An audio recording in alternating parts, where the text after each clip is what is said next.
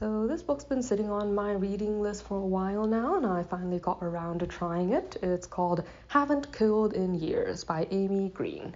The main character, Gwyn, formerly Marin, is the daughter of a notorious serial killer, who's known for having murdered several people, and those are only the ones that people know about. When he was arrested when she was a child, she was whisked away, her name was changed, and she started a brand new life. Now she is an adult and she has a normal job, an ordinary routine in general, but she still kind of keeps some distance between herself and the people around her, even the ones that she has come to care about, because there's some part of her that's kind of afraid, I think, that she may turn out to be exactly the kind of person her father was trying to raise her into, someone who would just kill people without remorse.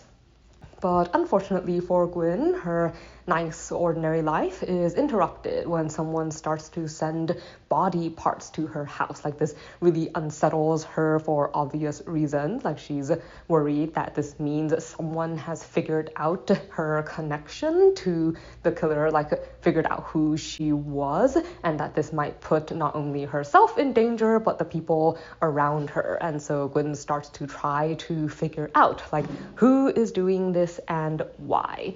Kind of ironically, the investigation of this case actually forces her to start building more connections and creating more meaningful relationships with the people around her, because she needs to get out there and socialize and talk to people and stuff in order to try to find out who might be interested enough in her father to be doing these things, and also to hunt down the daughter who disappeared from the media several years ago.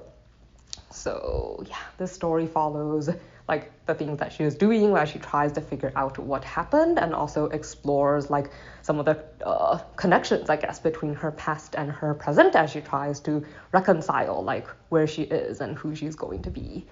So let's see. To be honest, I didn't really like this book. I think I was expecting something a little different. I don't know, a lot of the characters kind of feel slightly psychotic, and there was a lot of I don't know, a lot of them behave in really weird ways, I guess, and it just didn't create an atmosphere and stuff that I particularly liked. I think I was expecting more of a, I don't know, high-speed competition between someone who's familiar with killers and a killer, but that didn't really turn out to be the kind of story it was. There was a big focus on her internal struggle, her memories of what happened in her past and how that ties to the things that are happening in her life now, and confronting things that happened in her past and the repercussions of it in the present.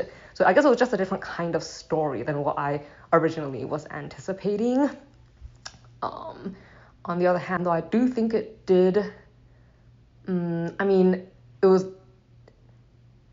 guess it handled the story fairly well. It tied all its loose ends pretty nicely. I think the character development stuff was pretty good, and I think it, if you like twist endings, it was the kind of story that I think where things, when you get to the end, weren't necessarily what they seemed at the beginning, and where you kind of overturn some of the original expectations, including for the character herself, which kind of lets her move on. And I appreciate that she figured out that she doesn't have to be that person. I am glad for her, I suppose, where the story ended.